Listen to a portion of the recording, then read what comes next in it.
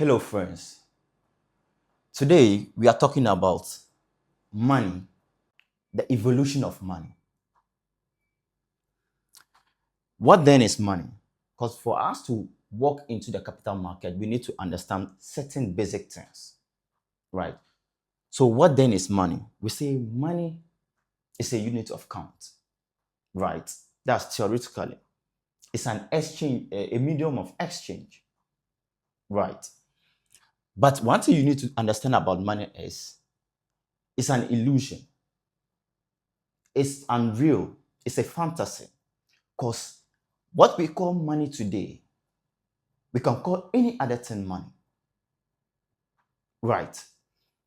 Pick a stone, we can call it money. Pick this, we can call it money.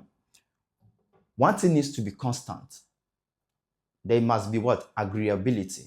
We must all agree to call it money. Right. So now, how did money come back? Before Christ, long ago, during the ancient times, we didn't have money. What we had was what? A barter trade system, whereby services were traded for services, goods were traded for goods. But it created one problem: the double coincidence of wants, whereby if you are a carpenter and you need the services of a mason, you need to find a mason who needs the services of a carpenter. That was very overwhelming.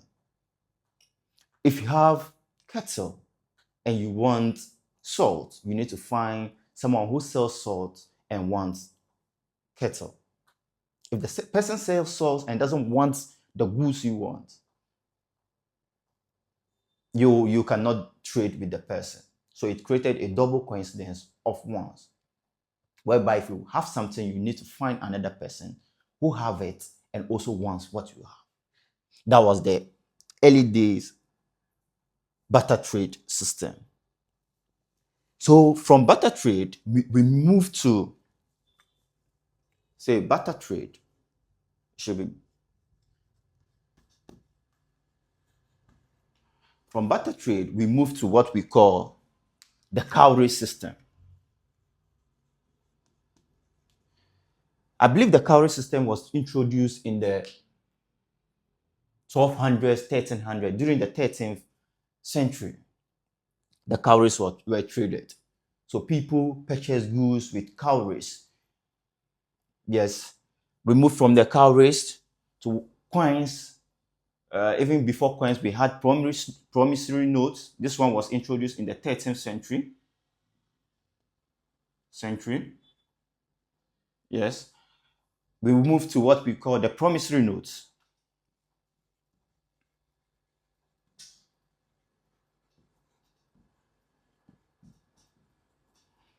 Just before money was introduced, we had the promissory note, whereby people who had what? Valuables will meet an institution, give them the valuables, and take a promissory note.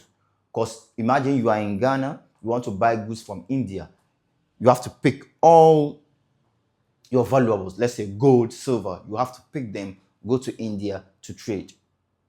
But with the promissory note, you give it to an institution, you take the promissory note, you travel to India with the promissory note, you get your seller, then you bargain and you give them the promissory note. Then the institution will what? They will go to the institution and liquidate that promissory note. That was how the promissory note worked. From the promissory note, now we have the modern day money, which we define as a medium of exchange. And the characteristics is there must be what? Agreeability, acceptability, and so on. So that's the evolution of money. Now we are talking about what? Income versus wealth. What is income? What is wealth? Are they the same? Are they different? Now, income is what you receive periodically, what comes into your pocket, into your bank account periodically. Wealth, on the other side, is Out of the income, what can you save and what can you grow out of it? Right? So income is what you receive periodically, but wealth on the other side is what you save out of your income plus growth. That means without growth, there's no wealth. Right? Without growth, there's no wealth. Before you can accumulate wealth, you need to what? Have a savings attitude and the ability to grow it. How do we grow it? Do we enter into a business? Do we enter into the capital market, the money market? How do we do that? Subsequently, we'll dive deeper into this. We have assets versus liability. What then is an asset? What then is a liability? Basically, an asset to the layman is what that brings you money. Anything that brings money into your bank account or your pockets is called an asset. Anything that takes money out of your pocket, it is called a liability. An asset can be a property that you own. It can be a car that you own. You own an Uber, it's an asset. You own a phone that generates money for you, that's an asset. Liabilities can be car loans, personal loans, credit card debts. These ones are what? Liabilities.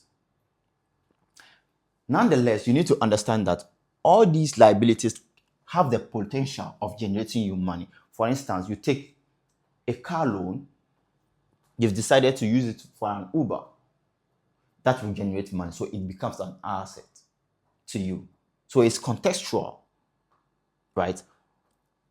What is an asset or liability can be subjective. You have a house, you pay light bills.